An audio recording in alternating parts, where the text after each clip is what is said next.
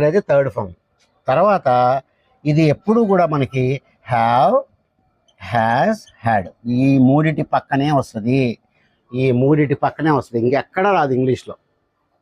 Have, has, had పక్కన మాత్రమే మనం ఈ బీన్ అనేటువంటి వర్డ్ని చూడగలం. అదొకటి గుర్తుపెట్టుకోండి. రైట్.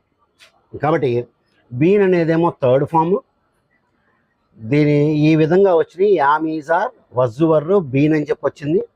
మూడోది హ్యావ్, హ్యాజ్, హ్యాడ్ పక్కనే వాడతాం. దీన్ని ఎన్ని అర్థాల్లో వాడతాము? రైట్. ఒకటి వెళ్ళి వచ్చాడు ఈ మీనింగ్లో వాడతాం. వెళ్ళి వచ్చాడు అంటే ఒక ప్లేస్కి వెళ్ళి మళ్ళీ వచ్చేసాడు అనే మీనింగ్లో వాడతాం. గుర్తుపెట్టుకోండి. రైట్. 5 ఇంకో మీనింగ్ ఏంటి అంటే ఉండుట అనే మీనింగ్లో వాడతాం. కాబట్టి మనం ఈ